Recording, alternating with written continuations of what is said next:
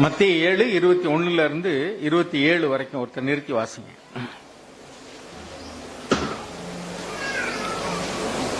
யாராவது ஒரு தமிழ்ல வாசிக்க முடியுமா? மைக்கில் வாசிங்க. பரலோகத்தில் இருக்கிற என் பிதாவின் சித்தத்தின்படி செய்கிறவனே பரலோக ராஜ்யத்தில் பிரவேசிப்பானே அல்லாமல் என்னை நோக்கி கர்த்தாவே கர்த்தாவே என்று சொல்லுகிறவன் அதில் பிரவேசிப்பதில்லை. அந்நாளில் அநேகர் என்னை நோக்கி கர்த்தாவே கர்த்தாவே, உமது நாமத்தினாலே தீர்க்க தரிசனம் உரைத்தோம் அல்லவா, உமது நாமத்தினாலே பிசாசுகளை துரத்தினோம் அல்லவா, உமது நாமத்தினாலே அநேக அற்புதங்களை செய்தோம் அல்லவா என்பார்கள். அப்பொழுது நான் ஒரு காலம் உங்களை அறியவில்லை, அக்கிரம செய்கைக்காரரே, என்னை விட்டு அகன்று போங்கள் என்று அவர்களுக்கு சொல்லுவேன். ஆகையால் நான் சொல்லிய இந்த வார்த்தைகளை கேட்டு இவைகளின்படி செய்கிறவன் எவனோ அவனை கண்மலையின் மேல் என் வீட்டை கட்டின புத்தியுள்ள மனுஷனுக்கு ஒப்பிடுவேன். பெரும் மழை சொரிந்து பெருவெள்ளம் வந்து காற்று அடித்து அந்த வீட்டின் மேல் மோதியும் அது விழவில்லை, ஏனென்றால் அது கண்மலையின் மேல் அஸ்திபாரம் போடப்பட்டிருந்தது. நான் சொல்லிய இந்த வார்த்தைகளை கேட்டு இவைகளின்படி செய்யாதிருக்கிறவன் எவனோ அவன் தன் வீட்டை மணலின் மேல் கட்டின புத்தி இல்லாத மனுஷனுக்கு ஒப்பிடுவேன். பெருமழை சொரிந்து பெருவெள்ளம் வந்து காற்று அடித்து அந்த வீட்டின் மேல் மோதின போது அது விழுந்தது, விழுந்து முழுவதும் அழிந்தது என்றார். தண்ணீர். அதாவது இந்த வேத பகுதியில் 2 சாராராகிய மக்களை பார்க்கிறோம். ஒன்று தேவனுடைய வார்த்தையை கேட்டு அதன்படி செய்கிறவர்கள், இன்னொரு சாரார் தேவனுடைய வார்த்தையை கேட்டு அதன்படி செய்யாதவர்கள். 2 பேருமே தேவனை ஆராதிக்கிறவர்கள் தான். ஒரு சாரார் வார்த்தையினால மாத்திரம் ஆராதிக்கிறாங்க, இன்னொரு சாரார் வார்த்தையினால மாத்திரம் இல்லாம வாழ்க்கையிலையும் அவரை பின்பற்றி நடக்கிறார்கள். அப்ப இந்த 2 சாராரை குறித்து சொல்லும் பொழுது, ஒரு சாரார் கர்த்தாவே கர்த்தாவேன்னு கூப்பிடுறவங்க இன்னைக்கு நிறைய இடங்கள்ல கிறிஸ்தவ கூட்டங்கள்ல ஆராதனைங்கிற பேர்ல பெரும்பதி பாத்தீங்கன்னா 1000 ஸ்தோத்திரம் சொல்லுங்க, கர்த்தரே கர்த்தாவே கர்த்தாவே என்று சொல்லி அவர்கள் அழகான பாடல்களை ரொம்ப உணர்ச்சியோடு கூட பாடுகிறார்கள். சமீபத்தில் நான் அது மாதிரி ஒரு பாட்டை யூடியூப்ல கேட்டேன். அந்த பாடலை பாடுகிறவர்கள் மிக அருமையாக அந்த வீணைகள் எல்லாம் உபயோகிச்சு அந்த நம்முடைய தமிழ்நாட்டில் உள்ள அந்த பாரம்பரிய இசைகளோடு கூட மிக அருமையாக பாடுகிறார்கள். அந்த பாடல் குழுவில் உள்ள போட்டோ அதில் போட்டிருக்காங்க. அவங்கெல்லாம் பொட்டு வச்சிருக்காங்க, பட்டை அடிச்சிருக்காங்க. அப்படின்னா அது அவங்களுக்கு கொடுக்கப்பட்ட ஒரு வேலை. அது மாதிரிதான் இப்ப கொஞ்ச நாளைக்கு முன்னாடி ஒரு தமிழ் பாடல்கள் நிறைய பாடின ஒரு வயசான அம்மா பாடகி, தமிழ் திரையுலகத்துல பின்னாடி பாடின பாடகர்கள் ஒருத்தர் இறந்து போயிட்டாங்க. ஜானகின்னு ஒருத்தர், கேள்விப்பட்டீங்களா? அந்த அம்மா கிறிஸ்தவ பாடலாம் பாடிட்டாங்க. ஆனா அவர்கள் கிறிஸ்தவர் அல்ல. இப்ப பின்னணி பாடகர்கள், சினிமாவில் பாடக்கூடியவர்கள் மிக அருமையாக நம்மை விட நேர்த்தியான குரல்ல அழகான இசையோடு கூட பாடியிருக்காங்க. அந்த பாட்டை கேட்டீங்கன்னா ரொம்ப பக்தியா இருக்கும். ஆனால் அவர்கள் அந்த பாடல்ல பாடினால நம்ம என்ன நினைக்கிறோம், அவங்க எல்லாம் கிறிஸ்தவங்க அல்லது அவங்க எல்லாம் ஆண்டவரை ஏற்றுக்கொண்டாங்க. அதே மாதிரிக்க இயேசு கிறிஸ்துவை பற்றியதான அல்லது நம்மளுடைய கிறிஸ்துவ இதுல பிலிம்லாம் எடுத்திருக்காங்க. ஒரு சிலர் ஒளியை தேடிலாம் பார்த்திருக்கீங்களா? ஒளியை தேடி அப்படின்ட்டு அது ஒரு சினிமா நடிகர்லாம் அதில் நடிச்சிருப்பாரு. அது நடிச்சு நிறைய பேர் ஒரு ஃபோன் பண்ணாங்களா, நீங்க கிறிஸ்டினான்னு. ஏன்னா அவர்ல கிறிஸ்டினா நடிச்சதுனால. அவர் கிறிஸ்டினா நடிச்சிருக்காரு ஒளி, அவர் கிறிஸ்தவர் அல்ல. எதுக்கு சொல்ல வரேன்னா, இன்னைக்கு நிறைய பேர் இயேசுவைத்தான் கிறிஸ்து என்று சொல்கிறார்கள். அவரை குறித்ததான பாடல்களை பாடுகிறார்கள், ஆராதிக்கிறார்கள், ஆராதனை பாடல்களை பாடுகிறார்கள். அதை நாம கூட படிப்போம் நல்லா. நம்ம கிறிஸ்தவ நிகழ்ச்சி எல்லாம் ஆலயங்கள் எல்லாம் போடுவோம். ஆனா அந்த வார்த்தையின்படி கீழ்ப்படிந்து நடக்காமல் ஆண்டவரே ஆண்டவர் என்று சொல்வதனாலேயோ பாடுகிறதுனாலேயோ அல்லது கிறிஸ்தவ வேடங்கள்ல நடிக்கிறதுனாலேயோ பாருங்க, நிறைய இயேசு கிறிஸ்துவனுடைய பற்றியதான பிலிம், அந்த பிலிம்ல பாத்தீங்கன்னா அதுல நடித்தவர்கள் இயேசுவாக நடித்தவர்கள் கிறிஸ்தவர்கள் அல்ல. நிறைய நடிகர்கள், குடிகாரர்கள் நடிச்சிருக்காங்க, விபச்சாரக்காரர்கள் நடிச்சிருக்காங்க. இன்னைக்கு நிறைய கிறிஸ்தவர்கள் இயேசுவை நம்ம பார்க்கல. இயேசுக்கு ஒரு உருவம் கொடுத்து படம் வரைஞ்சாங்கன்னா அந்த நடிகர்களுடைய படத்தை தான் வரைஞ்சி வச்சிருக்கணும். நமக்கு தெரியல அது யாருன்னு. இயேசுவாக நடித்தவர்கள் இப்படிதான் இயேசு இருந்திருப்பார்னு நினைக்கிறோம். ஆனா அப்படிதான் இருந்தாரா நமக்கு தெரியாது. அப்ப இயேசுவுக்கு ஒரு உருவமாக நடிக்கிறவர்கள், உருவம் கொடுத்து நடிக்கிறவர்களுடைய வாழ்க்கையில அவர்கள் கிறிஸ்தவர்கள் அல்ல. அவர்கள் விபச்சாரக்காரர்கள், திருடர்கள், கொலைகாரர்கள் அல்லது வேறு விதமான பாவ மனிதர்களாக இருக்கலாம். ஆனால் அவர்கள் இயேசுனுடைய வேடத்தில் நடிக்கிறார்கள். கிறிஸ்தவர்களுக்குள்ள இன்னைக்கு அதே மாதிரி கிறிஸ்தவர்களாக நடிக்கிறவர்கள் நிறைய பேர் இருக்கிறாங்க.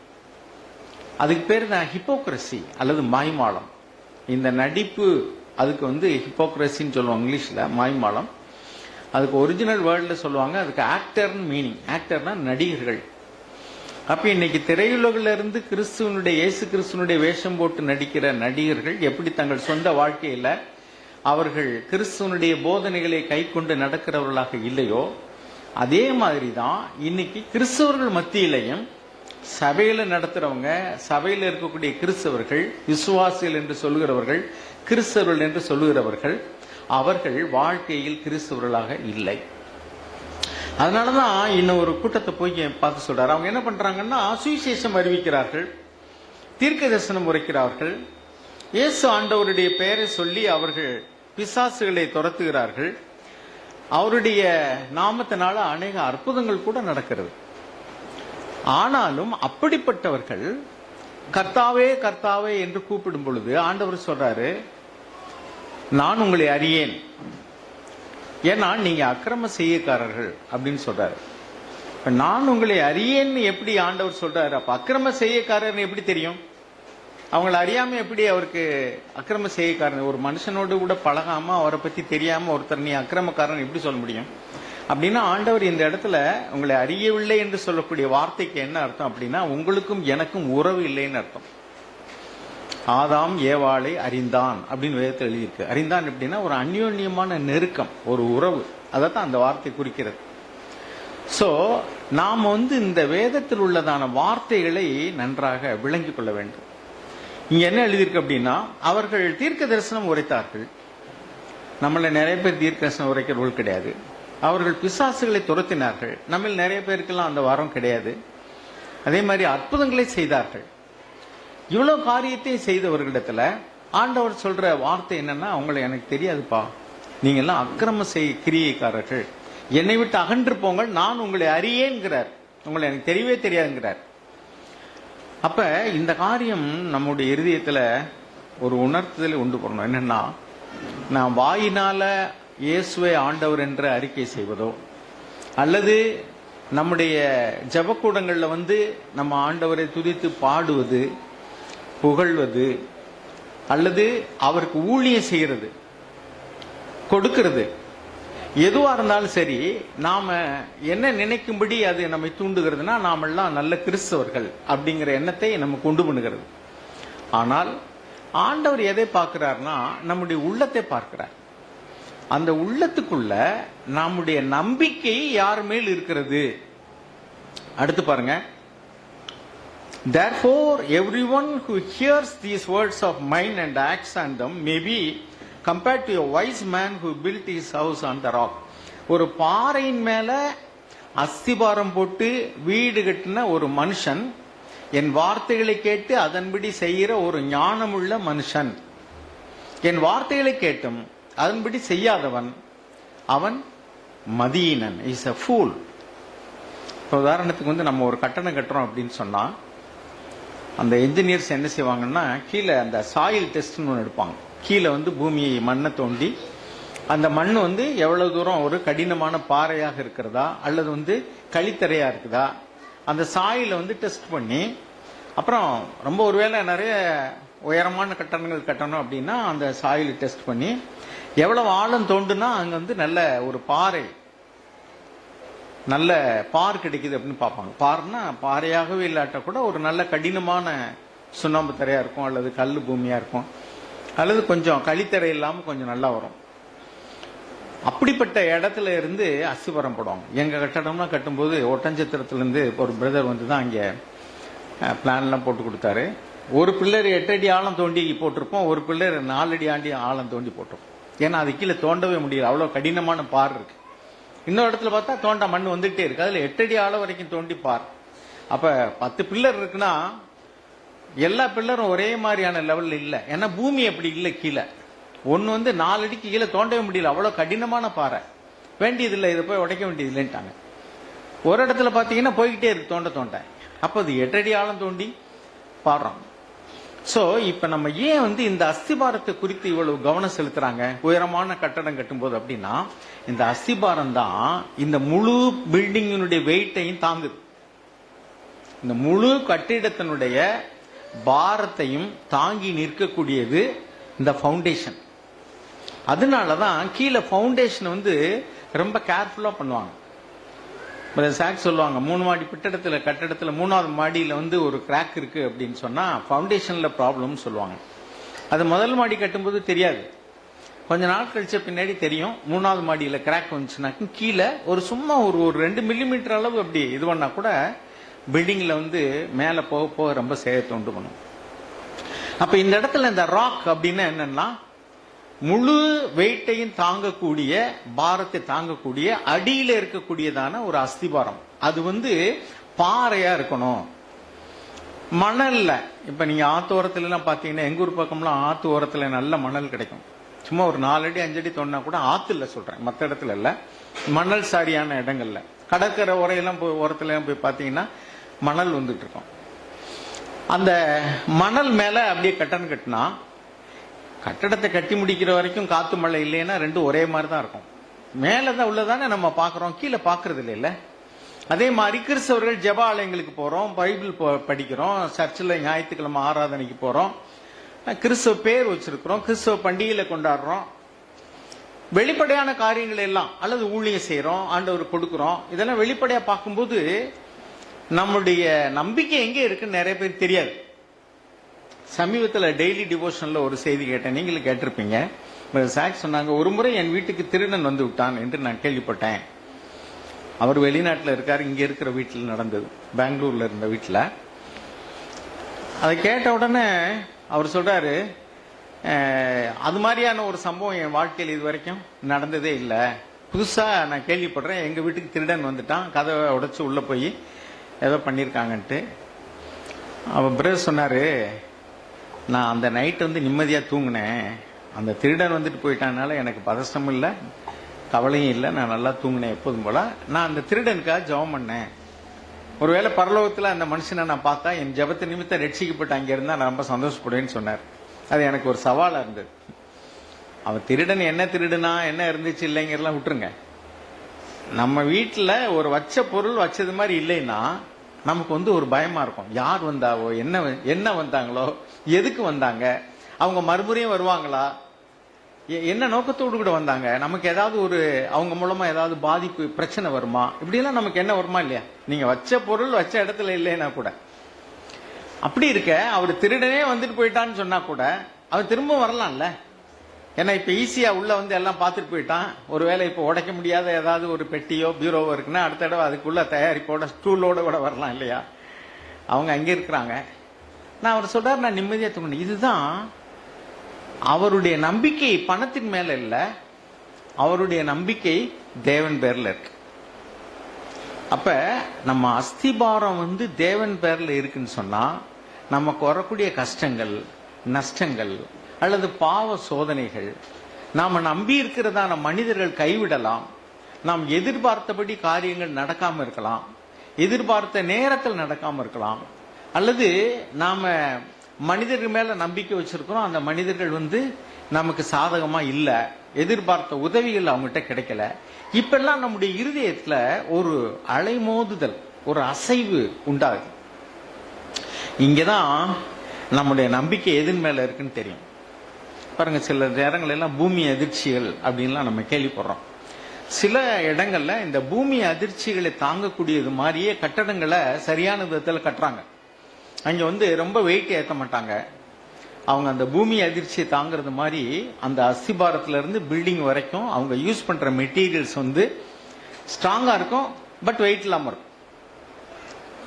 அதே மாதிரிக்க அப்படி கட்டுறதுனால அது என்ன செய்யணும், சின்ன பூமி அதிர்ச்சிலாம் அது ஒண்ணும் செய்யாது, அசையும் இது பண்ணியும் மைனர் டேமேஜ் தான் இருக்கும்.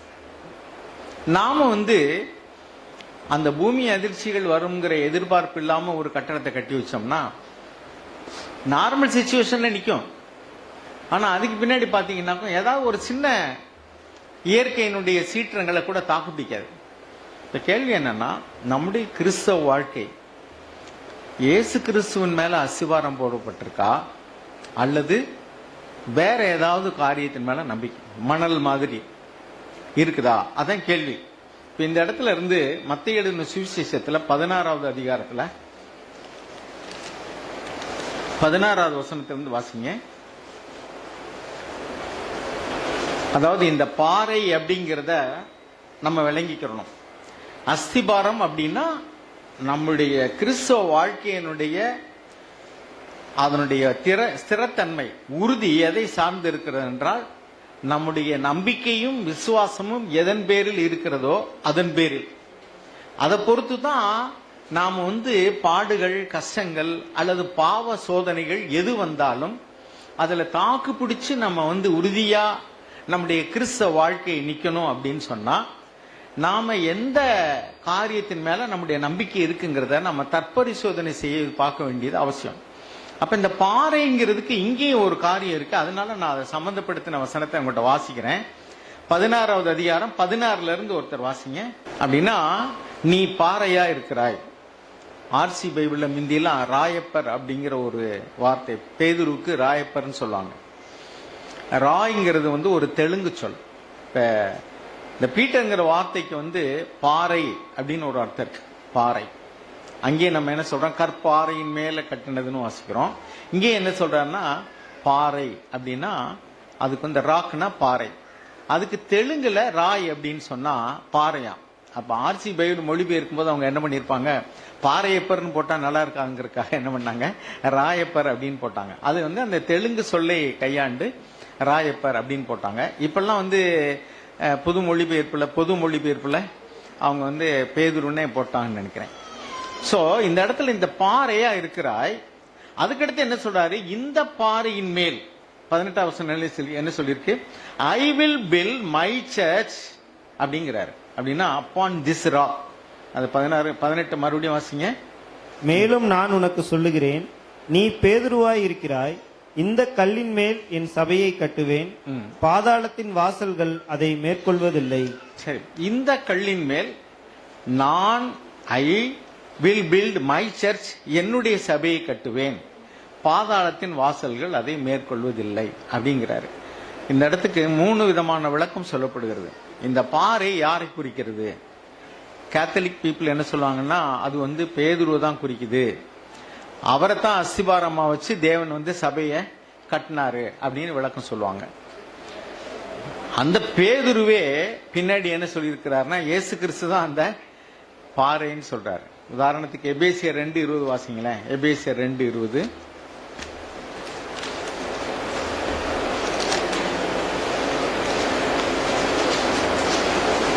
அப்போஸ்தலர், தீர்க்கதரிசிகள் என்பவர்களுடைய அஸ்திபாரத்தின் மேல் கட்டப்பட்டவர்களுமாய் இருக்கிறீர்கள். You are built on the foundation. ஃபவுண்டேஷனை குறித்து தான் நம்ம பார்த்துக்கிட்டு இருக்கோம். Foundation of the apostles and prophets. Christ Jesus himself being the cornerstone. இயேசு கிறிஸ்து தான் அந்த கல்மலை அப்படின்னு சொல்றாரு. சோ இந்த அப்போஸ்தலர்கள், தீர்க்கதரிசிகள் அப்படிங்கிற அந்த அஸ்திபாரத்தின் மேல நீங்க கட்டப்பட்டிருக்கீங்க அப்படின்னு சொல்லி இங்க சொல்லியிருக்கு. இது எழுதினது யாருன்னாக்கா அப்போஸ்தலனாகிய பவுல், எபேசியருக்கு எழுதின நிருபம். பேதுருவே இன்னொரு இடத்துல அதே மாதிரி சொல்லுவார், இயேசு கிறிஸ்து தான் அந்த மூளைக்கல், அந்த அஸ்திபாரம் அப்படின்னு. போடப்பட்ட அஸ்திபாரமாகி இன்னொரு இயேசுவே என்று வேறொரு அஸ்திபாரத்தை போட முடியாது.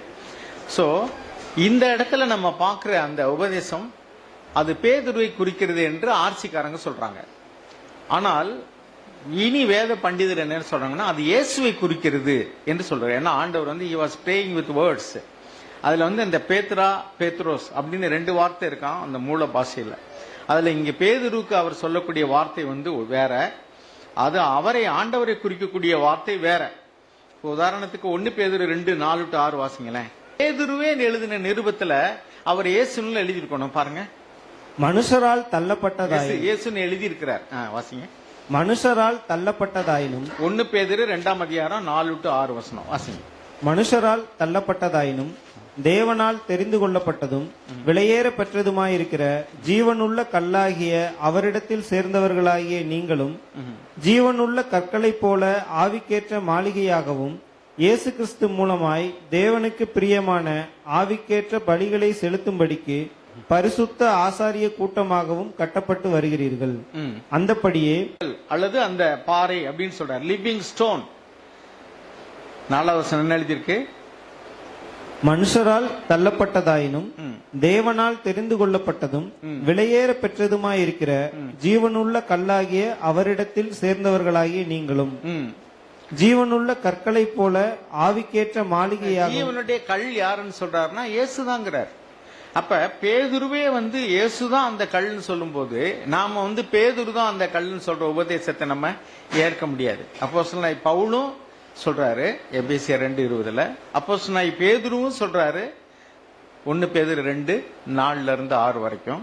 ஆனபடினால அது பேதுருவை குறிக்கிறது என்பதை ஏற்க முடியாது. அப்படின்னால் யாரை குறிக்கிறது? ஆண்டவராகிய இயேசு கிறிஸ்துவை குறிக்கிறது. அப்ப அங்கே இன்னொன்னு என்ன சொல்றாருன்னா, இன்னொரு விளக்கம் என்னன்னா, நான் சொல்லி இந்த வார்த்தைகளை கேட்டு அதன்படி செய்கிறவன் தன் அஸ்திபாரத்தை கண்மனையில் மோல் போட்டு வீட்டை கட்டுகிற புத்தியுள்ள மனுஷனுக்கு ஒப்பிடுவேன் அப்படிங்கிறாரு. அப்ப இன்னொரு சாரார் என்ன சொல்றாங்கன்னா, அது இயேசு கிறிஸ்துவனுடைய உபதேசங்களை குறிக்கிறது என்று சொல்கிறார். அப்ப ஒரே வார்த்தை அந்த பாறைங்கிறது ஒரு சாரார் பேதுரை குறிக்கிறது என்றும், இன்னொரு சாரார் இயேசுவை குறிக்கிறது என்றும், இன்னொரு சாரார் இயேசு கிறிஸ்துவனுடைய உபதேசங்களை குறிக்கிறது என்றும் சொல்கிறார்கள். சரி, எப்படி இருந்தாலும் சரி, இதுல முக்கியமா முதல் உபதேசத்தை நம்ம ஏற்க இயலாது. ஏன்னா வேத வசனத்திலேயே அந்த பேதுருவே அது இயேசுவை குறிக்கிறது என்று சொன்னபடினால நாம அதை விட்டுருவோம். மீதி 2 காரியத்துல ஒன்று இயேசு, இன்னொன்று இயேசுனுடைய உபதேசம். ஓகே, இப்ப பாருங்க, இந்த இயேசு மேல நம்மளுடைய அஸ்திபாரம் இருக்குதாங்கிறது தான் நம்ம சோதிக்கணும்.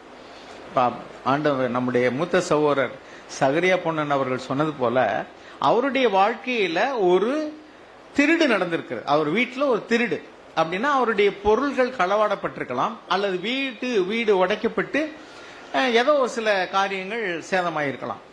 இப்ப நம்முடைய பொருள்களுக்கு இது மாதிரி ஒரு சேதம் வரும் பொழுது, அல்லது நாம் எதிர்பார்த்த லாபம் வரல, நஷ்டம் வருது, அப்படி பண ரீதியான பாதிப்புகள் வரும் பொழுது, சொத்துகளுக்கு பாதிப்பு வரும் பொழுது, அல்லது மற்ற மனிதர்கள் மூலமாக நமக்கு ஏதாவது ஒரு சேதம் ஏற்படும் பொழுது நாம சமாதானத்தை இழந்து, தற்காலிகமா சமாதானம் போகணும் இல்லைன்னு சொல்ல, பயம் வரலாம், பதஷ்டம் வரலாம். ஆனா அதுவே ஒரு நிரந்தரமா அல்லது தொடர்ச்சியா வந்துகிட்டு இருக்கு அப்படின்னா நம்ம இன்னும் தேரலைன்னு அர்த்தம். தற்காலிகமாகவும் வரல அப்படின்னு சொன்னா அது ரொம்ப தேர்ச்சி அடைந்த ஒரு முதிர்ச்சி அடைந்த நிலைமை தான். சொல்றது போல, அதனால எனக்கு எந்த பாதிப்பும் இல்லை, நான் நிம்மதியாக தூங்கினேன் அன்றைக்கும், எல்லா நாளை போல அன்னைக்கு நான் நிம்மதியா தூங்கினேன் அப்படின்னு நம்மளால முடியுமா? யோசிச்சு பாருங்க. அப்படின்னா இன்னும் நம்முடைய அஸ்திபாரத்தில் என்ன இருக்கு? ஒரு ஷேக்கிங் நடக்குது. அதாவது ரெகுலரா நடக்கிறது மாதிரி காரியம் நடக்காம ஒரு காரியம் கொஞ்சம் வித்தியாசமா நடக்குது. ஏதோ ஒரு எதிர்பார்க்காத ஒன்று நடந்து விட்டது. சில நேரங்கள்ல நமக்கு ஒரு காரியம் நடந்துச்சுன்னா அது ஆக்சிடென்டல், எதிர்பாராம நடந்துச்சுன்னு சொல்லுவோம். ஆனா nothing is accidental to God. தேவனுக்கு எதுவுமே எதிர்பாராம நடக்கிறதே இல்ல. God is in control of all the situation. எல்லா சிச்சுவேஷனும் தேவனுடைய கட்டுப்பாட்டுக்குள்ள தான் இருக்கு. Everything that happens to us, he knows all the details. சின்ன சின்ன விஷயமோ பெரிய விஷயமோ எல்லாவற்றையும் தேவன் அறிந்திருக்கிறார். அவருக்கு தெரியாம நம்ம வாழ்க்கையில ஒண்ணுமே நடக்கிறதே இல்லை. இப்படி இருக்க தேவன் பேர நம்பிக்கையா இருக்கிற மனிதர்களும் தற்காலிகமாக நமக்கு ஒரு பயம் வரலாம், ஒரு பதசம் வரலாம், ஐயோ என்னன்னு தெரியலையே அப்படின்ட்டு. ஆனா ஒரு நிமிஷம் நீங்க ஜெபம் பண்ண ஆரம்பிச்சீங்கன்னா தேவன் தன்னுடைய இளைப்பாறுதல் நமக்கு தருவார். விசுவாசிக்கிறவர்களாகிய மனிதர்கள் இளைப்பாறுதலுக்குள் பிரவேசிப்பார்கள். நம்ம எபிரேயர் நிருபத்துல நம்ம 4வது வசனத்துல நம்ம வாசிக்கிறோம், நம்முடைய மூத்த சகோதரருக்குள்ள இருந்த இளைப்பாறுதல் நமக்கு இல்லைன்னு சொன்னா என்ன காரணம் அப்படின்னா, நமக்குள்ள விசுவாசம் இல்லை. விசுவாசத்துல நாம இன்னும் குறையுள்ளவர்களா இருக்கிறோம். அவருக்குள்ள எப்படி ஒரு இளைப்பாறுதல் உண்டாச்சு? எபிரேயர் 4:1 வாசிங்க. ஆனபடியினாலே அவருடைய இளைப்பாறுதலில் பிரவேசிப்பதற்கு ஏதுவான வாக்குத்தத்தம் நமக்கு உண்டாயிருக்க, உங்களில் ஒருவனும் அதை அடையாமல் பின்வாங்கி போனவனாக காணப்படாதபடிக்கு பயந்திருக்க கடவோம். ஏனெனில் சுவிசேஷம் அவர்களுக்கு அறிவிக்கப்பட்டது போல நமக்கும் அறிவிக்கப்பட்டது. கேட்டவர்கள் விசுவாசம் இல்லாமல் கேட்டபடியினால் அவர்கள் கேட்ட வசனம் அவர்களுக்கு பிரயோஜனப்படவில்லை. விசுவாசித்தவர்களாகிய நாமோ அந்த இளைப்பாறுதலில் பிரவேசிக்கிறோம். இப்ப நாம என்ன சொன்னா, நமக்கு ஒருவேளை வேலை இல்லை, திடீர்னு நாம் வருமானம் இல்லாம போச்சு, தொழில் ஸ்தம்பிச்சு போச்சு, அல்லது லாபத்துக்கு பதிலாக நஷ்டம் வந்துருச்சு, அல்லது எதிர்பாராத செலவுகள் நமக்கு வந்துருச்சு அப்படின்னு சொன்னா, சூழ்நிலைகள் மாறும் பொழுது நம்முடைய விசுவாசம் அசைக்கப்படுகிறது. நமக்குள்ள சமாதானம் போயிடுது, பயம் வருது, அல்லது பதஷ்டம் வருது, அல்லது சந்தேகம் வருது. இதுக்கெல்லாம் காரணம் என்னன்னா அவிசுவாசம்.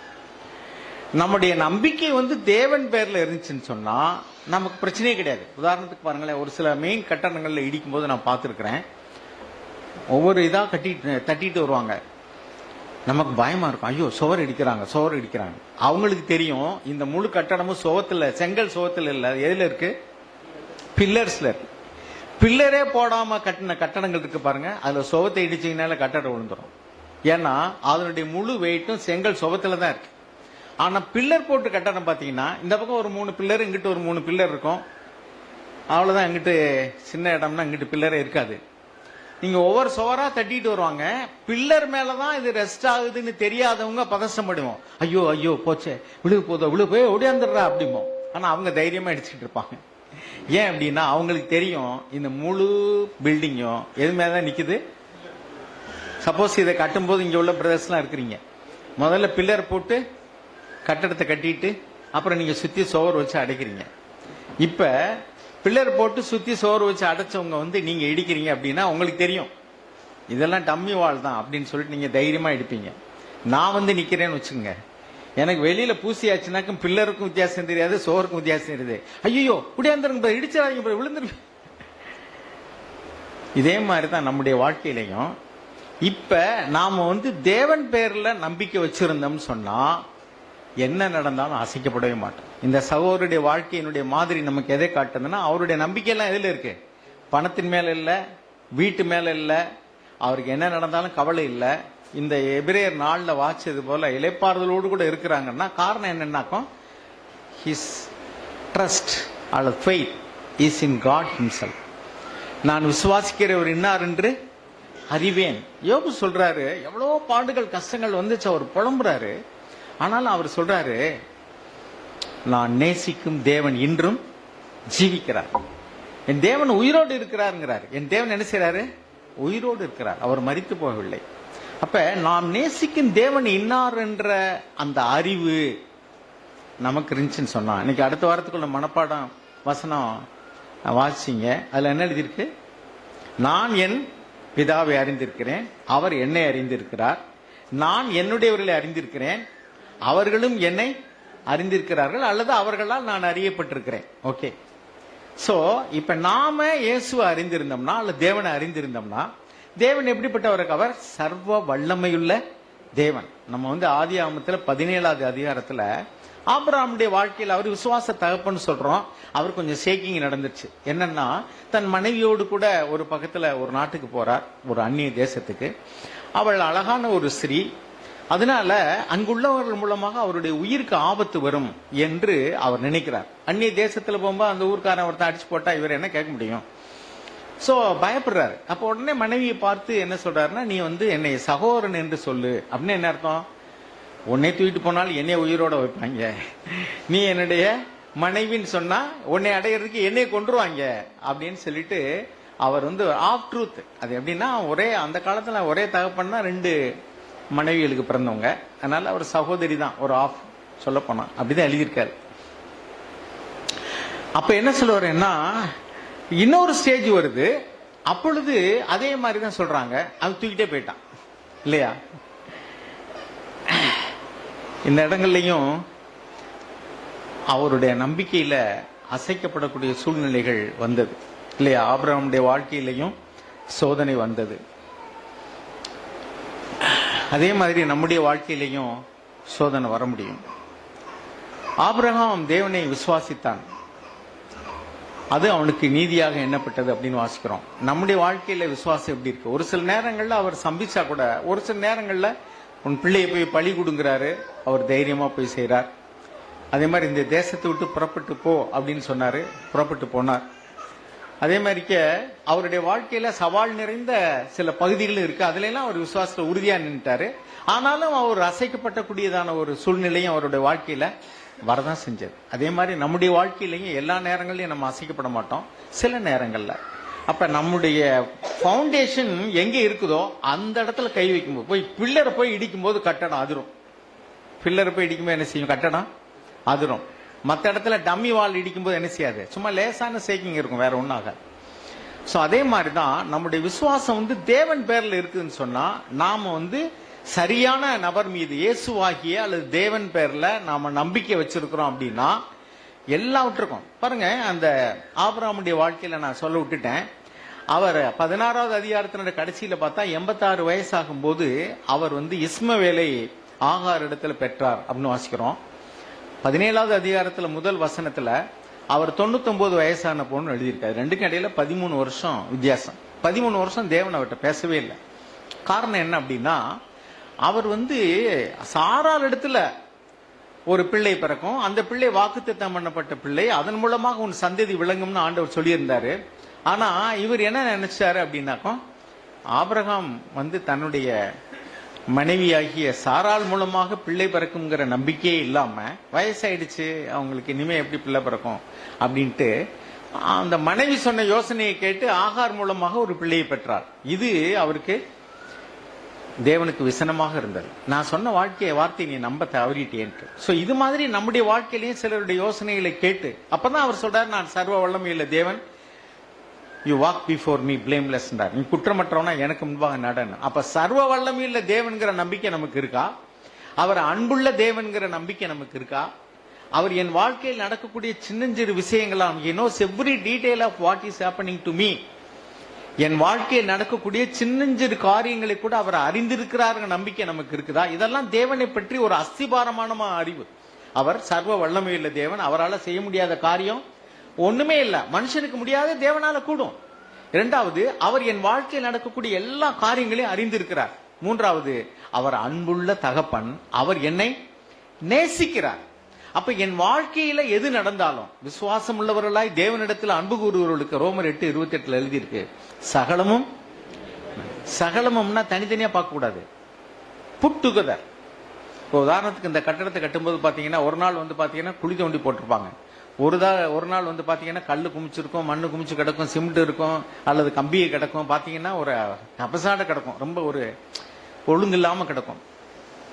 எல்லா வேலையும் முடிஞ்ச பின்னாடி பாத்தீங்கன்னா அழகான ஒரு கட்டணம் இருக்கு. அப்ப இதுதான் எல்லாம் சேர்ந்து தொகுத்து பார்க்கறது. நம்ம வாழ்க்கையில் ஒரு நேரம் பாத்தீங்கன்னா கஷ்டம் வரும், ஒரு நேரம் நஷ்டம் வரும், ஒரு நேரம் ஒரு சின்ன வியாதி வரும், ஒரு பிரச்சனை வரும். இதெல்லாம் நடந்துகிட்டு இருக்கும்போது பில்டிங் ப்ராசஸ் நடந்துகிட்டு இருக்கு. அப்ப பாத்தீங்கன்னா இது தனித்தனியா பாத்தீங்கன்னா, இது பள்ளம், இது கல்லு, இது மேடு, முள்ளும்போம். Process, all things put together அப்படின்னா எல்லாம் சேர்ந்து நடந்த முடிஞ்ச பின்னாடி பாத்தீங்கன்னா எவ்ரிதிங், எல்லாமே சகலமும் நன்மைக்கு ஏதுவா தான் நடந்திருக்குன்னு சொல்லுவோம். இப்ப என் வாழ்க்கையில நான் வீழ்ந்தது, எனக்கு வந்த நஷ்டம், எனக்கு வந்த கஷ்டம், எனக்கு வந்த சோதனைகள், எனக்கு வந்த பாடுகள் எல்லாமே நன்மைக்கு ஏதுவா நடந்திருக்கு. எப்ப சொல்றோம்? ஃபைனலா. பையன் படிக்கும்போது வாத்தியார் கண்டிச்சா அவனுக்கு கோபமா இருக்கும், ரொம்ப ஸ்ட்ரிக்டா இருந்தா கோபமா பிடிக்கும், படினா பிடிக்காது. ஆனா படிச்சு முடிச்சு நல்ல வேலைக்கு போன பின்னாடி சொல்லுவான், நல்ல பள்ளிக்கூடத்துல என்னை படிக்க வச்சாங்க, எங்களுடைய பேரண்ட்ஸ் ரொம்ப ஸ்ட்ரிக்டா இருந்தாங்க, எங்களோட ஸ்கூல் ரொம்ப டிசிப்ளினா இருந்தது, நல்ல ஸ்கூல், அவன் பிள்ளைய கொண்டு அதுல சேர்க்கணுமா. ஆனா படிக்கும்போது போய் கேட்டீங்கன்னா, ஐயோ இது என்ன பள்ளிக்கூடமா? சில பேர் சொல்லுவாங்க, நான் காலேஜ்னு போனேங்க, அதுக்கு இன்னும் பள்ளிக்கூடம் மாதிரி தான் என்னை நடத்துறாங்க. இப்பெல்லாம் காலேஜ் அப்படி ஆகிப்போச்சு. ஏன்னா ஒவ்வொரு காலேஜ்ல நல்ல ரிசல்ட் வரணுங்கிறதுக்காக என்ன செய்யறாங்கன்னா, காலேஜில் உள்ள லெக்சரர்ஸ்களையே இன்சார்ஜா போட்டு ஒவ்வொரு ஸ்டூடெண்ட், இன்னைக்கு பையன் பள்ளிக்கூடத்துக்கு வரலன்னா வீட்டுக்கு போன் வந்துடும், உங்க பையன் இன்னைக்கு பள்ளிக்கூடத்துக்கு இன்னைக்கு காலேஜுக்கு வரலங்க. அந்த காலத்துக்குள்ள காலேஜை கட்டடிச்சுட்டு போய் சினிமா பார்த்துட்டு ஊர் சுத்தி தெரிஞ்சுமா ஒன்னும் தெரியாது. வீட்டுல கடிதம் போட்டாதான், போனே கிடையாது. இப்ப போன் இருக்கா, வீட்டுக்கு உடனே வந்துருது. எங்க ஊர்ல ஒரு பையன் என்ன பண்ணிருக்கான்னா, அவன் அம்மாட்ட காசை வாங்கிட்டு அவன் காலேஜுக்கு போறோம்னு போயிட்டான். அம்மாவுக்கு தெரியாத அன்னைக்கு காலேஜ் இல்லைன்னு. அப்பா பார்த்திருக்காரு, மெசேஜ் வந்திருக்காரு, காலேஜ் இன்னைக்கு லீவுன்னு மெசேஜ் வந்திருக்கு. வீட்டுல வந்து நீ எங்க பையன்னு கேட்டிருக்காரு. அவன் காலேஜுக்கு போயிட்டான். நீ காலேஜ் லீவ்ல எதுக்கு போனா தெரியல. அது எனக்கு தெரியாதுங்க. அவன் வந்து பணம் கொடுங்க, நான் இன்னைக்கு காலேஜுக்கு போகணும்னா கொடுத்து விட்டேன். ஒரு நாள் காலேஜுக்கு போறோம்னு போயிட்டான். காலேஜ் உண்மையில இருக்கு, ஆனா இவன் காலேஜுக்கு போல வேற எங்கேயோ போயிட்டான். இவருக்கு மெசேஜ் வந்து உங்க பையன் இன்னைக்கு ஆப்சென்ட். இப்ப பையன் என்ன சொல்றாங்க, ஏன் காலேஜ்னு போய் சேர்ந்தா அவங்க பள்ளிக்கூடத்தோட மோசமா இருக்கு. எதுக்கு சொல்ல வரேன்னா, தேவன் வந்து இன்னைக்கு சகலமும் நன்மைக்கு ஏதோ நடத்துறாருன்னா அன்னைக்கு சொல்ல மாட்டான் பையன். எப்ப சொல்லுவான்? அந்த ஸ்ட்ரிக்டான பள்ளிக்கூடத்துல அவன் வந்து குசும்ப அடக்கி சினிமாவுக்கு போகணும் பையன் கூட நினைச்சிருப்பான், போக முடியாது. ஊர் சுத்தம் நினைச்சிருப்பான், முடியாது. இன்னைக்கு காலேஜ் இல்ல, வீட்டுல போய் சொல்லிட்டு காசு வாங்கிட்டு எங்கேயாவது போலான்னா முடியாது. இன்னைக்கு இப்பெல்லாம் அவனுக்கு ரொம்ப புழுக்கமா இருக்கும் உள்ளுக்குள்ள, என்னடா வாழ்க்கை இதுன்ட்டு. ஆனா பின்னாடி அதனால அவன் படிச்சு நேரத்தை வீணாக்காம நல்ல ஒரு வேலைக்கு போன முன்னாடி என்ன சொல்லுவான், அன்னைக்கு என்ன இப்படிலாம் நடத்தினது நல்லது. ஒரு தமிழ் கவிஞர் இப்படி எழுதியிருக்காரு, துள்ளி திரிகின்ற பருவத்திலே என்னை துடுக்க அடக்கி பள்ளிக்கு வைத்தில்லனே பாதகமாம் என் தந்தை அப்படின்னு. நான் துள்ளி திரிகிற பருவத்தில் எங்க அப்பா என்னை வந்து கண்டிச்சு என்னை பள்ளிக்கூடத்துக்கு போக சொல்லியிருந்தா இன்னைக்கு நான் லோட்மேனா இருப்பேனா? நான் அந்த ஃபேனுக்கு அடியில் உட்காந்து வேலை பார்த்துக்கிட்டு இருப்பேனே. எங்க அப்பா அன்னைக்கு என்ன சொல்லியிருப்பான், நல்ல அப்பா. மற்ற பிள்ளைகள்லாம் வந்து பள்ளிக்கூடத்துக்கு போன அப்பா அடிச்சு பத்திருப்பாங்க. இவன் தெருவில் விளையாண்டுட்டு இருந்திருப்பான். இவங்க அப்பா வந்து பள்ளிக்கூடத்துக்கு போகலாடா, நாளைக்கு போறப்பா, எனக்கு வயிற்று வலிக்குது, கால் வலிக்குது, கை வலிக்குது, சரா போடா அப்படின்னு போயிடுவாங்க. நல்ல அப்பான்னு இருப்பான். இன்னைக்கு என்ன சொல்றான், நல்ல அப்பாவா நார்ன அப்பாங்கிறான். அன்னைக்கே அவன மாதிரி என்னையும் பள்ளிக்கூடத்துக்கு பத்தி விட்டுருந்தா அன்னைக்கு நான் எடுத்து படிச்சு நல்ல வேலையில இருந்திருப்பேன். எங்க அப்பா பார்த்த வேலை என்னை விட்டுட்டாரு. இப்படிதான் தேவன் வந்து நம்முடைய வாழ்க்கையில செய்யற எல்லாமே நன்மைக்கு செய்யறாருங்கிற விசுவாசம் இருந்தா நம்முடைய ஆண்டவர் நம்முடைய வாழ்க்கையில அனுமதிக்கக்கூடியது எதுவோ, லாபமோ நஷ்டமோ கஷ்டமோ பாடுகளோ நிந்தைகளோ அவமானங்களோ எல்லாவற்றிலையும் பவுல் சொன்னாரு, எல்லாம் எதுவுமே என்னை தேவனிடத்தில் அன்பை விட்டு பிரிக்க முடியாது என்று நான் அறிந்திருக்கிறேன்னு சொன்னார். அப்ப இதுதான் நம்முடைய விசுவாசம். இப்ப வந்து தேவன் பேர்ல இருக்கிறதுக்கான அடையாளம். நான் தேவன் பேர்ல நம்பிக்கை வச்சிருக்கேன்னா என் வாழ்க்கையை முழுவதுமா தேவனுக்கு சரண்டர் பண்ணிட்டேன். இதுதான் ஒர்ஷிப். உண்மையான வந்து ஒர்ஷிப்னா இன்னைக்கு உலகத்துல என்ன செய்யறாங்க அப்படின்னா, கர்த்தாவே கர்த்தாவேன்னு சோத்திரம் பண்றதுதான் ஒர்ஷிப்புங்கிறான். நல்ல பாடல்களை பாடுவது, இசையோடு கூட பாடுவது, 1000 சோத்திரம் சொல்றது, சோத்திர பலி அப்படின்ட்டு. நீங்க என்ன பலி வேணாலும் செலுத்துங்க. ஆண்டவர் என்ன சொல்றாரு, நீ என்னை கர்த்தாவே கர்த்தாவேன்னு சொல்லுகிறதெல்லாம் எனக்கு பிடிக்கலப்பா, என் வார்த்தை கேட்டு அதன்படி நடங்கிறார். ஓகே, சரி. இப்ப இந்த இடத்துல பாறைங்கிற ஒரு வார்த்தைக்கு நான் என்ன விளக்கம் சொல்லியிருக்கேன்னா, முதலாவது அது இயேசு அல்லது தேவன். என்னுடைய நம்பிக்கை முழுவதுமாக தேவன் பேர்ல இருக்குதா இல்லையாங்கிறத என் வாழ்க்கையில் வரக்கூடிய அசைவுகள், சூழ்நிலைகள் மாறுதல், கஷ்டங்கள் நஷ்டங்கள் பிரச்சனைகள் இதை சந்திக்கும் பொழுது நான் தேவன் பேர்ல நம்பிக்கை வச்சிருந்தேன்னா நான் அசைக்கப்படவே மாட்டேன். தேவன் பேர்ல நம்பிக்கை இல்லாம என்னுடைய சொந்த பலத்திலேயோ எனக்குள்ள மனித செல்வாக்கு, பணம் அல்லது வீடு அல்லது பதவி, அதிகாரம் இதுகள் மேல நம்பிக்கை வச்சிருந்தோம்னா we will be shaken. அவரை குறித்து எரேமியால நம்ம வாசிக்கிறோம், 17வது அதிகாரம் 5வது வசனம் வாசிங்க. மனிதர் மேல் நம்பிக்கை வைத்து, இதுதான் அஸ்திபாரத்தின் மேல் கட்டுறதுன்னா என்ன அர்த்தம்னா, தேவன் பேர்ல உள்ள நம்பிக்கையில, அவருடைய வல்லமையின் மேல, அவருடைய அன்பின் மேல, அவர் என்னை நேசிக்கிறார் நம்பிக்கையில வச்சிருக்கியா? அல்லது உங்க சபை அல்லது நீங்க நம்பக்கூடிய மனிதர்கள், சில பேர் பாத்தீங்கன்னாக்கும் தன்னுடைய புருஷனையே நம்பி இருப்பாங்க. புருஷனை நம்புறது தப்பு கிடையாது, மனைவி. ஆனால் அந்த புருஷனுக்கு ஏதாவது ஒன்று ஆகி போச்சுன்னா மனைவியினுடைய லைஃபே ஸ்பாயில் ஆனது மாதிரி, அவங்க சமாதானத்தை இழந்து தவிச்சு அவங்க தேர்த்துறதே கஷ்டமாயிடும். ஏன்னா அவங்க புருஷன் மேலதான் எல்லாம் நம்பிக்கை வச்சிருந்தாங்க. இப்ப ஆண்டவராய் இயேசு கிறிஸ்துவின் மேல 2 மனிதர்கள் நம்பி வச்சுதான் பாக்குறோம். நீங்க லூக்கா 24 எடுத்து படிச்சு பார்க்கறதுக்கு நேரம் இல்ல, நான் சொல்றேன், வசனத்தை கேட்டுங்க. ஒரு சாரார் யார் அப்படின்னா, அந்த கடைசியில ஒரு கள்ளன் இருந்தான் பாத்தீங்களா, கள்ளன். அந்த கள்ளன் வந்து இயேசுனுடைய உபதேசத்தை கேட்கல. கடைசி நேரத்தில் சிலுவையில தொங்கும் போது இயேசுவை பார்த்தான். அவர்களுடைய என்ன காரியம் வந்து அவனுக்கு நம்பிக்கை கொண்டு வந்ததுன்னு தெரியல. அந்த கள்ளனா இருந்த மனுஷன் எந்த உபதேசம் கேட்காம ஒன்றை தெரிந்து கொண்டான், நீர் தேவனுடைய குமாரன், உம்முடைய ராஜ்யத்தில் நீர் வருவீர். குற்றவாளியாக தொங்கிக் கொண்டிருக்கிறான். அந்த குற்றவாளி சொல்லுகிறான், நம்முடைய ராஜ்யத்தில் நீர் வருவீர், அப்பொழுது என்னை நினைவு கூர்ந்தரும் சொல்றான். எம்மாவுசுக்கு சீஷர் எல்லாம் போறாங்க. அப்ப வந்து இயேசு ஆண்டவர் சிலுவையில தொங்கிக் கொண்டிருக்கிறார். எப்படி தொங்கிக்கிட்டு இருக்கார்? அரை நிர்வாணமாக தொங்கிக் கொண்டிருக்கிறார். அவருடைய வஸ்திரங்களை எல்லாம் உரிந்தார்கள். இடுப்புல ஏதோ ஒரு துண்டோ துணியோ கட்டி விட்டாங்க. அவர் கள்ளர்களோடு கள்ளர்களாக சிலுவையிலே தொங்க விட்டார்கள். இந்த இடத்துலதான் அந்த கள்ளன் அவரை சந்திக்கிறான். அந்த கள்ளனுக்கு திடீரென்று அவனுடைய கண்கள் திறக்கப்படுகிறது. அவனுடைய நம்பிக்கை இயேசு தேவனுடைய குமாரன், அவர் கண்டிப்பாக ராஜாங்கத்தில் வருவார். ராஜ்யத்தில் வருவார் என்ன அர்த்தம்? அவர் அரசாளுகிறதற்கு ஒரு கூட்டமும் அவர்களுக்கு அவர் தலைவராகவும் இருப்பதுதான் ராஜாங்கம் இல்லையா? ராஜ்யம்னு என்ன அர்த்தம்? ராஜா இல்லாம எங்க ராஜ்யம் இருக்கும்? ராஜ்யம் இருந்தா ராஜா இருப்பார், ராஜா இருந்தா ராஜ்யம் இல்லையா? சோ நீர் உம்முடைய ராஜ்யத்தில் வரும் பொழுது, அப்படின்னா நீர் ஆளுகை செய்யக்கூடிய ஒரு வல்லமையான இடத்துக்கு வரும் பொழுது என்னை நினைவு கூர்ந்தரும் சொன்னான். இயேசுவை அந்த மற்ற நாட்கள்ல பார்க்காமலும் உபதேசத்தை கேட்காமலும் இருந்தவர்.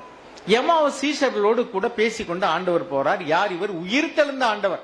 மரித்து விட்டார், உயிரோடு எழுந்து விட்டார். நல்லா ஞாபகம் வச்சுங்க. ஒருத்தர் மரிக்கும் போது பாக்குறான், மரித்த பின்னாடி உயிரோடு இருந்து எம்மாவூஸ் சீஷர்களோடு நடந்து போறார். நீங்க படிச்சு பாருங்க, அதுல வேதத்துல உங்களுக்கு தெரிஞ்சதுதான். சீஷர்கிட்ட பேசிட்டு போகும்போது அவன் கேட்கிறாரு, என்ன நீங்க எல்லாரும் துக்கமா இருக்கிறீங்க? என்ன தெரியாத ஆள் மாதிரி கேட்கிறீரு? எருசலேமில் நடந்து உங்களுக்கு தெரியாதா?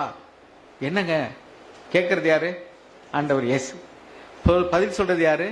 அவருடைய சீஷர்கள். அவங்க என்ன சொல்றாங்கன்னா, என்ன நீ தெரியாத மாதிரி கேட்கறீங்க, நடந்தே தெரியாதா? என்னங்க, அவர்தான் சிலுவையில பிடிச்சு அடிச்சு கொண்டுட்டாங்களே, அறிஞ்சு கொண்டுட்டாங்க. அப்படியா? அவர் தான் எங்களை எல்லாம் ரட்சிப்பார்னு நம்பிக்கிட்டு இருந்தோம். என்ன சொல்றாங்க? அந்த வசனத்தை வேணா எடுங்க.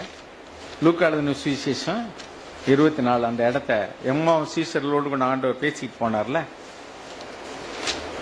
24 இல்லையா? 21வது வசனம் வாசிங்க. அவரே இஸ்ரவேலை மீட்டு ரட்சிப்பவர் என்று நாங்கள் நம்பியிருந்தோம். இவைகள் சம்பவித்து இன்று 3 நாளாகிறது. ஆனாலும் எங்கள் கூட்டத்தை சேர்ந்த சில ஸ்திரீகள் அதிகாலமே கல்லறையின் இடத்திற்கு போய் அவருடைய சரீரத்தை காணாமல் திரும்பி வந்து. போதும். இது நடக்கும்போது எப்ப நடந்துச்சு? ஆண்டவர் இயேசு மரித்து உயிரோடு எழுந்துட்டாரு. இப்ப எம்மாவூஸ் சீஷர்கள் என்ன சொல்றாங்க? அவர் தான் எங்களை ரட்சிப்பாரு நம்பிக்கிட்டு இருந்தோம். அப்படின்னு என்ன அர்த்தம்? இப்ப எங்க நம்பிக்கையெல்லாம் போச்சு. நம்பிக்கையெல்லாம் போச்சு. அவர்கள் என்ன நம்பிக்கிட்டு இருந்தாங்கன்னா, இந்த பூமியிலேயே அவர் உயிரோடு இருந்து சண்டை போட்டு இஸ்ரவேல் ஜனங்களாகி எங்களுக்கு எங்களுடைய அந்த அடிமைத்தனத்திலிருந்து எங்களை விடுதலை ஆக்கியவார்னு நாங்க நம்பிக்கிட்டு இருந்தோம். ஏரோதி ராஜாவுடைய அடிமைத்தனத்திலிருந்து அப்படின்னு நம்பிக்கிட்டு இருந்தோம். அவரை சாப்டர் க்ளோஸ் பண்ணிட்டாங்க, அடிச்சு சிலுவையில இருந்து. எங்க நம்பிக்கையெல்லாம் போச்சுட்டார். ஆனா இது எப்ப நடந்தது? அவர் உயிர் தெளிந்து அவர்களோடு கூட பேசிட்டு இருக்கும்போது அவர் யாருன்னு தெரியல, அவர் சொன்ன வார்த்தையும் என்னன்னு தெரியல. அவர் ஆண்டவர் தேவனுடைய குமாரன்கிற விசுவாசமும் அவங்ககிட்ட இல்ல. விசுவாசம் இல்லாமல் நம்பிக்கை வைத்திருந்தபடினால அவர் மரித்த உடனே அவருடைய நம்பிக்கை எல்லாம் போய்விட்டது. ஆனால் இன்னொருவன் சிலுவையில அவர் மரித்து கொண்டிருக்கும் போது பார்க்கிறான். எப்படி பார்க்கிறான்? உயிர் தெளிந்த ஆண்டவரை போல பார்க்கல, சும்மா ஒரு அரைகுறை துணியோட தொங்கிக்கிட்டு இருந்த ஒரு கல்லனை போல பார்த்தான். ஆனால் அவனுடைய இருதயத்துல நீ ராஜ்யத்தில் வருவீர் என்று சொன்னான். அப்பொழுது ஆண்டவர் என்ன சொன்னார்? 25 வசனம் வாசிங்க.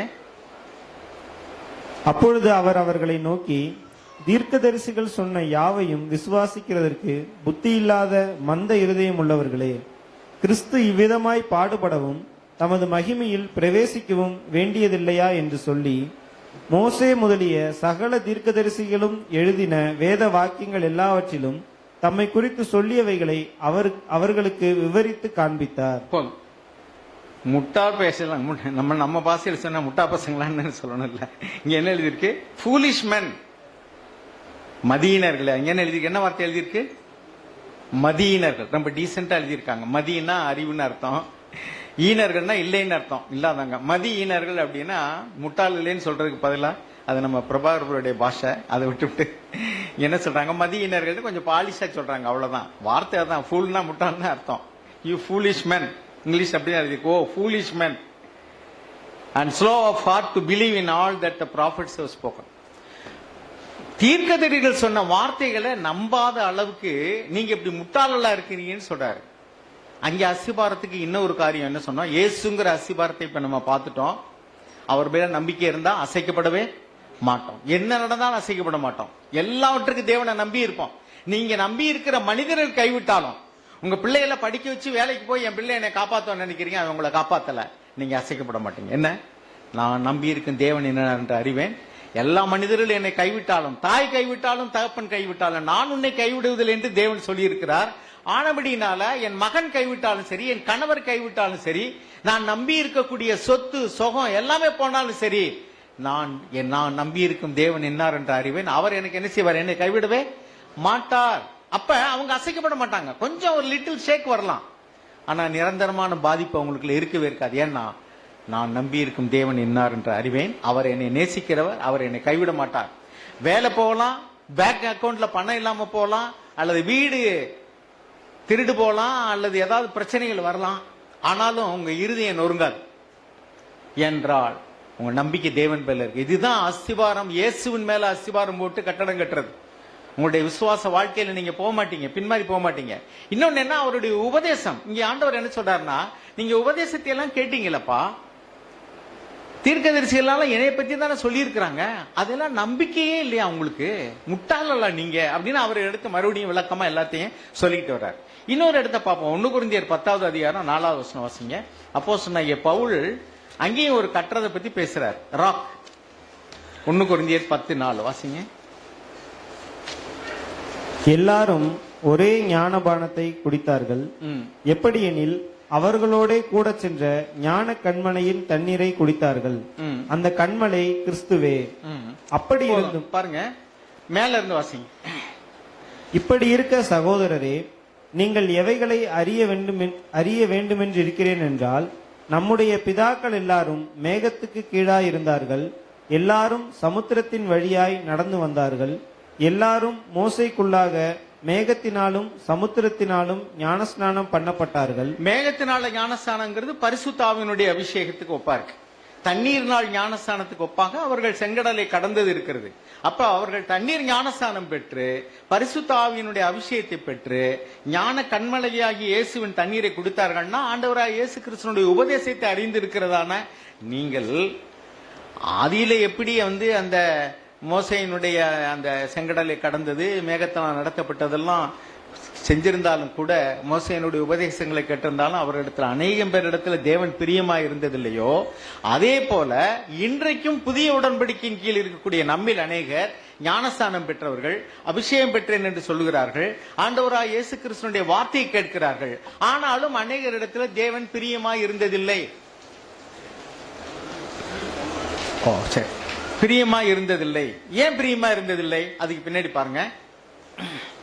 7வது வசனத்திலிருந்து வாசிங்க. 6:6 இருந்தே வாசிங்க. அவர்கள் இச்சித்தது போல நாமும் பொல்லாங்கானவைகளை இச்சியாதபடிக்கு இவைகள் நமக்கு திருஷ்டாந்தங்களாய் இருக்கிறது. ஜனங்கள் புசிக்கவும் குடிக்கவும் உட்கார்ந்து விளையாட எழுந்திருந்தார்கள் என்று எழுதியிருக்கிறபடி அவர்களில் சிலர் விக்கிரக ஆராதனைக்காரர் ஆனது போல. நம்பர் 1, ஏன் அவரிடத்துல தேவன் பிரியமா இருந்ததில்லைன்னா, ஞான கண்மலாய் இயேசுவின் தண்ணீரை குடித்தார்கள், ஞானஸ்தானம் பெற்றிருந்தார்கள், அபிஷேகம் பெற்றிருந்தார்கள், ஆனாலும் பிரியமா இல்லையே. காரணம் என்னன்னா, 7வது வசனம் என்ன இருக்கு? அவர்களில் அநேக சிலர் அவர்களில் சிலர் விக்கிரக ஆராதனைக்காரர் ஆனது போல நீங்களும் ஆகாதிருங்கள். அவர்கள் வேசித்தனம் பண்ணி ஒரே நாளில் 23,000 பேர் விழுந்து போனார்கள். முதலாவது ஐடலேட்டர்ஸ், விக்கிரக ஆராதனைக்காரர்கள் சொல்றாரு. 2வது இம்மொராலிட்டி, வேசி கல்லர்னு சொல்றாரு. 3வது அதுக்கடுத்து வாசிங்க 10வது வசனம். அவர்களில் சிலர் முறுமுறுத்து சங்காரக்காரனாலே அழிக்கப்பட்டார்கள். பாருங்க, இந்த 3 காரியத்துல நம்ம ஆண்டவருடைய உபதேசத்தை அறிந்திருக்கணும். மத்தேயு எழுதின சுவிசேஷம் 5, 6, 7 இது 3 சீஷர்களுக்கு அவசியமான உபதேசங்கள். அதுல முதல்ல என்ன சொல்றாரு? கொலை செய்யாதிருப்பாயாக, அது பூர்வத்தாருக்கு உரைக்கப்பட்டது. நான் உங்களுக்கு சொல்றேன், கோவப்படாதிருங்கள். அப்புறம் விபச்சாரம் செய்யாதிருங்கள், அது பூர்வத்தாருக்கு உரைக்கப்பட்டது. நான் உங்களுக்கு சொல்கிறேன். ஞான கண்மலைய இயேசுவினுடைய உபதேசம் என்னன்னா, ஒரு ஸ்ரீயை இச்சையோடு பார்க்கிற எவனும் தன் இருதயத்தில் அவளோட விபச்சாரம் செய்தாயிற்று. அப்போ ஒரு ஸ்ரீ ஒரு ஆணை இச்சையோடு பார்த்தால் அவள் தன் இருதயத்தில் விபச்சாரம் செய்தாயிற்று. அப்புறம் அடுத்து என்ன சொல்றாரு? இப்ப அதுதான் இம்மொராலிட்டி நம்ம வாசிக்கிறோம். அடுத்து என்ன இருக்கு அப்படின்னாக்கும், முறுமுறுக்கிறவர்கள். யாருக்கு எதிராக முறுமுறுத்தார்கள்? தேவன் பேரிலே முறுமுறுத்தார்கள். இந்த 3 காரியங்களும் தேவனுக்கு அவர்கள் மேல ஒரு பிரியமில்லாமல் போக பண்ணியது. தேவன் இப்ப நம்முடைய வாழ்க்கையில நம்ம நல்ல லாபத்தை எதிர்பார்க்கிறோம், நஷ்டம் வருது.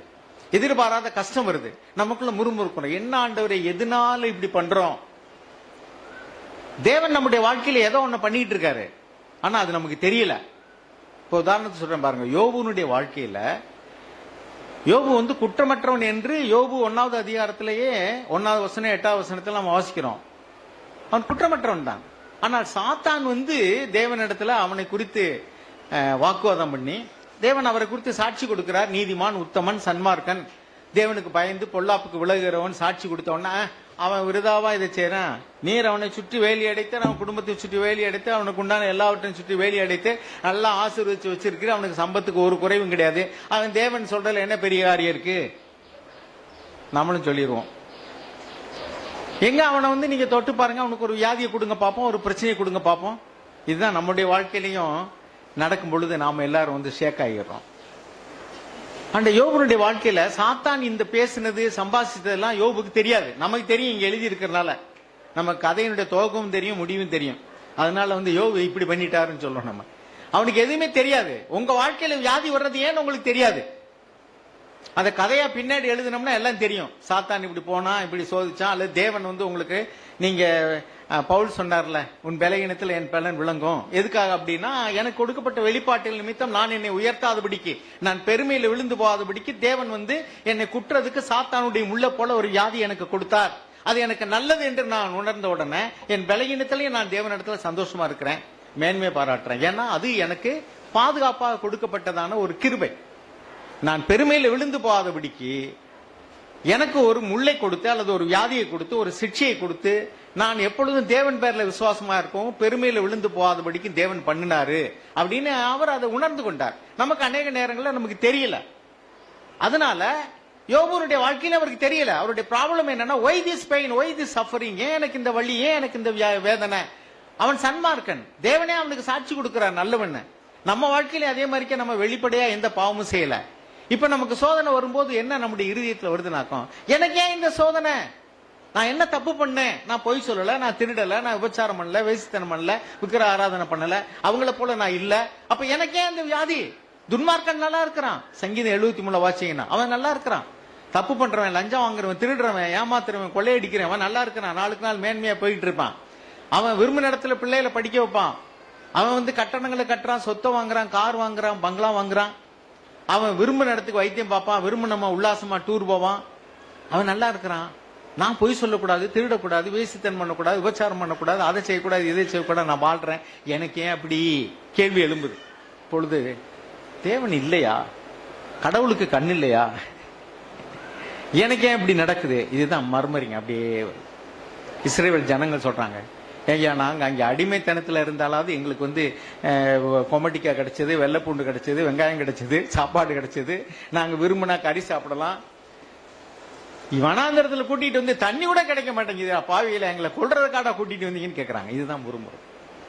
அவர் என்ன சொல்றாரு, மோசே போய் தேவன்கிட்ட விழுகிறாரு, நானா சொன்னேன், இந்த ஜனங்களை நானா பெத்தேன், என்னை கூட்டிட்டு போன்னு சொன்னீங்க, கூட்டிட்டு வந்தேன், எல்லாரும் என்னை வந்து கல்லறி வாங்கி போல இருக்கே, இப்படி ஒரு நிலைமைக்கு என்னை ஆளாக்கிட்டீங்கன்னு அவரு போய் மோசை விழுந்து கிடக்கிறாரு. அவர் வந்து முறுமுறுக்கல, தேவன்கிட்ட கேட்கிறாரு, என்ன மாதிரி செய்யுங்க அப்படி. ஆக தேவனுக்கு விரோதமாக அவர் செய்த பாவம் என்ன, விக்கிரக ஆராதனை, வேசித்தனம், அடுத்து என்ன, முறுமுறு. இந்த காரியத்தினால தேவன் அவரிடத்துல பிரியமா இல்லை. இந்த காரியங்கள் ஏன் நடந்தது அப்படின்னா, அவர்களை சோதிக்கும்படிக்கு. அவர்கள் எத்தனை பேர் விசுவாசமா இருக்காங்க.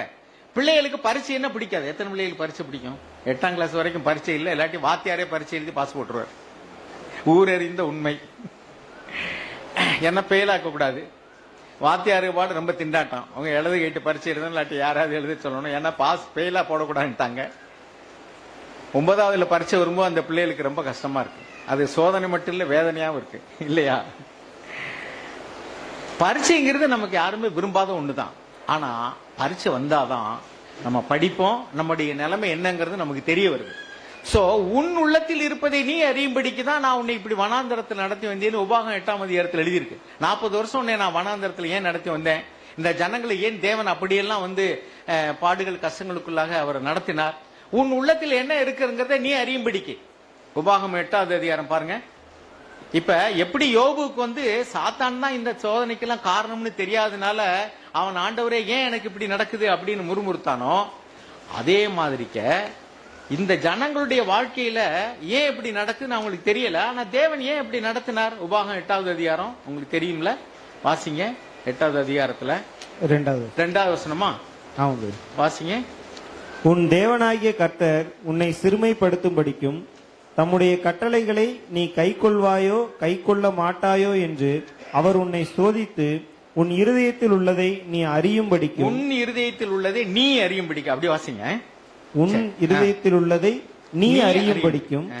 உன் உள்ளத்துல என்ன இருக்குன்னு எனக்கு தெரியும்பா, உனக்கு தெரியல. உன் நிலைமை என்ன? நீ கணக்கு புக்கு படிக்கும் போதெல்லாம் 100க்கு 100 வாங்கிடுவேன்னு போவ, கணக்கு போட்டு பார்க்க மாட்டேன். அங்க போய் பரீட்சை வைக்கும் போதுதான் இந்த இடத்துல பிளஸ் போடுறதா மைனஸ் போடுறதான்னு தெரியலையே அப்படின்னு விட்டுட்டு வருவேன். அதனால உன் உள்ளத்துல என்ன இருக்குன்னு எனக்கு தெரியும், உன் நிலைமை என்ன எனக்கு தெரியும். அதை நீ அறியும்படிக்கு தான் நான் இப்படி சோதனைக்குள்ள கொண்டு வர்றேன். நீ சொல்ற நான் விசுவாசிக்கிறேன்னு, ஆனா நீ என் மேல நம்பிக்கை வைக்கல. உனக்கு நான் தந்த ஆசீர்வாதத்தின் மேல நம்பிக்கை வச்சிருக்க. உனக்கு இந்த வேலையின் மேல, உனக்குள்ள பேங்க் அக்கவுண்ட் மேல, உனக்கு இருக்கிற நிலம் புலம், உன் பிள்ளைகள், என்னுடைய சொந்தக்காரங்க, சில பேருக்கு சர்ச்சின் மேல நம்பிக்கை. சபையில் உள்ள பிரதர்ஸ் எல்லாம் பாத்துக்கிடுவாங்க. அதை நீ அறியணும்.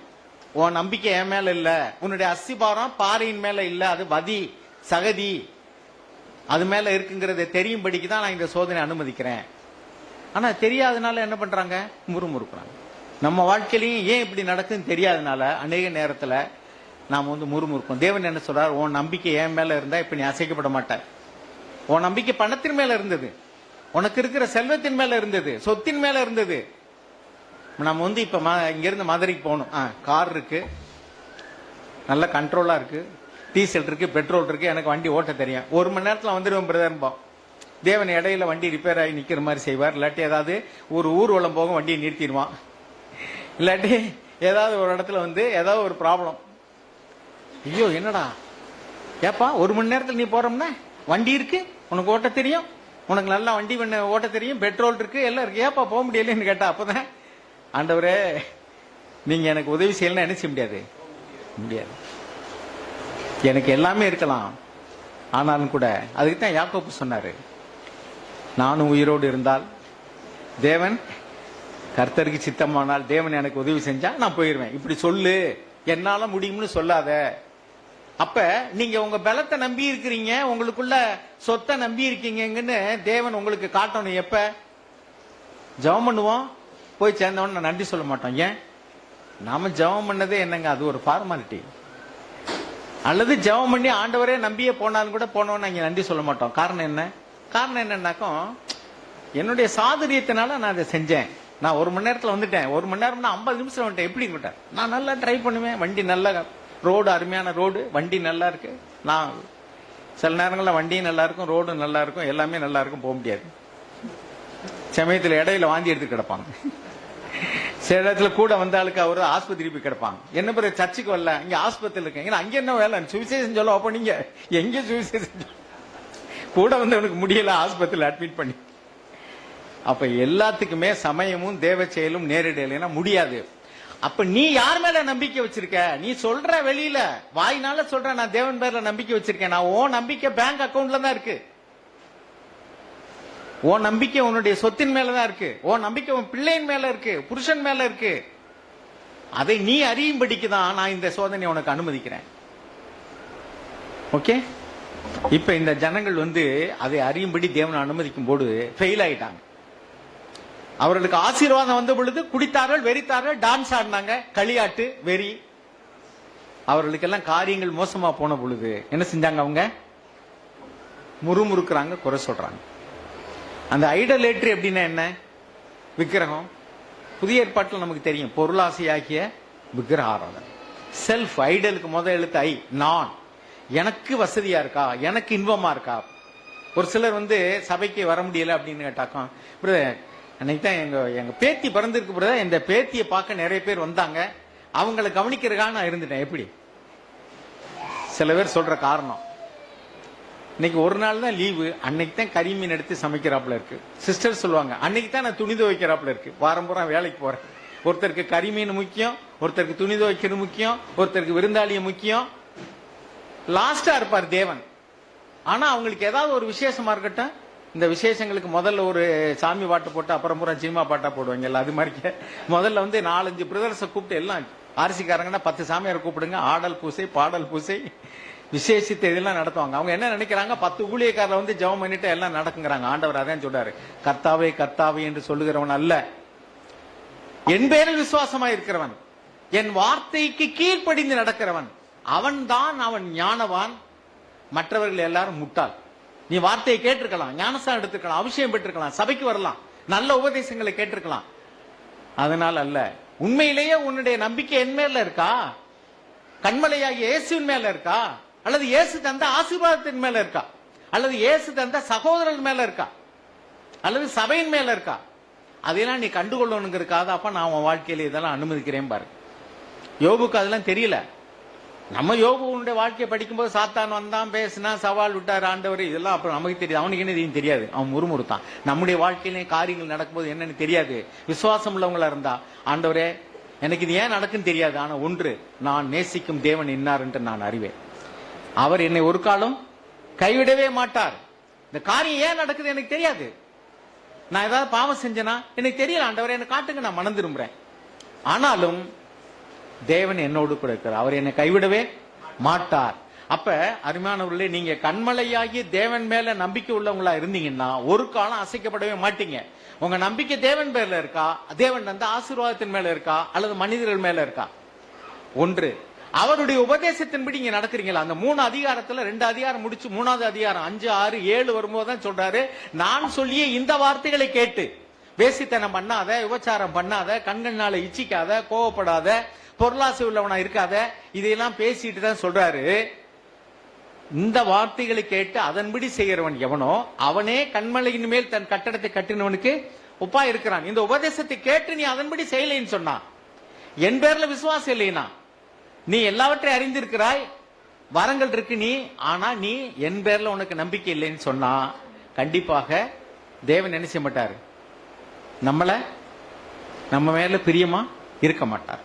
எனவே அருமையானவர்களே, இப்பொழுதும் கூட நாம் இந்த கேட்ட வார்த்தையில் தியானிங்க. உங்களுடைய நம்பிக்கை தேவன் பேரில் இருக்கிறதா?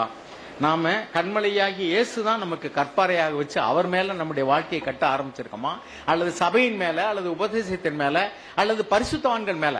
பிரதர் சொல்லுவாங்க, பிரதர் நீங்க வந்து ஜெபம் பண்ணிட்டீங்கன்னா போதும் பிரதர், அந்த இடத்துக்கு நம்ம போகவே கூடாது. ஏன்? அவரை நம்பிக்கையில நம்ம மேல இருக்கு. நீங்கள் நானும் யாருங்க, நம்ம ஜெபம் பண்ணாப்புல தேவன் கேட்கணும் அவசியம் இருக்குமா? சில பேர்ட்ட சொல்லுவாங்க, பிரதர் நீங்க ஜெபம் பண்ணதுனாலதான் பிரதர்ன்னு சொல்லிட்டு. ஜெபம் பண்ணது முக்கியம் இல்லைங்க, ஜெபத்தை கேட்டவர் தான் முக்கியம். இல்லைன்னா ஜெபத்துக்கு என்ன வேல்யூ இருக்கு? என்ன சொல்றீங்க? நான் சொல்லுவேன், பிரைஸ் தி லார்ட். ஏன்னா நான் ஜெபம் பண்ணாலும் சரி, நீங்க ஜெபம் பண்ணாலும் சரி, அதை கேட்டு செய்த கர்த்தருக்கு தான் மகிமை. அதை விட்டுட்டு நான் ஜெபம் பண்ணிட்டேன் பிரதர், வெரி குட் பிரதர் சொன்னாங்க, நான் ஜெபம் பண்ணல, என்ன நான் என்ன ஒரு ரகசிய தூதர்கள் அனுப்பி அவங்க வீட்டுல போய் செய்யுங்க. We all pray. அதை நான் இல்லைன்னு சொல்ல, நமக்கு சகோதரன் நமக்காக ஜெபம் பண்ண விரும்புறோம், அதெல்லாம் நான் தப்புன்னு சொல்லல. ஆனா மகிமை யாருக்குரியது? நம்ம ஜெபத்தை அவர் கேட்கணும் என்ன அவசியம் இருக்கு? நம்ம ரெக்கமெண்ட் பண்ண அவர் கேட்கணுமா? நம்ம ஜெபம் பண்ண அவர் கேட்கணுமா? நானும் பாவி, நீங்களும் பாவி, நம்ம ரட்சிக்கப்பட்ட பாவிகள், அவ்வளவுதான். கொஞ்சம் முன்னாடி பின்னாடி ஓடிக்கிட்டு இருக்கோம். நான் ஜெபம் பண்ண அவர் உடனே கேட்கணுமா? ஒரு நாள் நீங்க என் மேல நம்பிக்கை பரிசுத்தரை கூப்பிட்டு ஜெபம் பண்ணிட்டா போதும்னு நினைச்சுக்கிட்டு இருந்தீங்கன்னா பரிசுத்தரை ஜெபம் பண்ணா உங்களுக்கு ஒண்ணும் நடக்காது. ஏன்? உங்க நம்பிக்கை வந்து தேவன் பேர்ல இல்லப்பா, நீ பரிசுத்தர் மேல நம்பிக்கை வச்சிருக்கிற. அதனால நீ எங்க நம்பிக்கை வச்சிருக்காங்க உனக்கு தெரியும்படிக்கு, அதை உடைக்கும்படிக்கு. அப்புறம் அடுத்த வந்து பரிசுத்தர் தான் வந்து ஜெபம் பண்ணாரு, ஒன்னும் ஆகல, சரி நம்மளே ஜெபம் பண்ணுவோம். அப்ப கேட்கிறவரு முக்கியமே ஒழிய நம்ம சாபா வந்து மனிதர் மேல நம்பிக்கை வச்சிடவே கூடாது. God bless you all.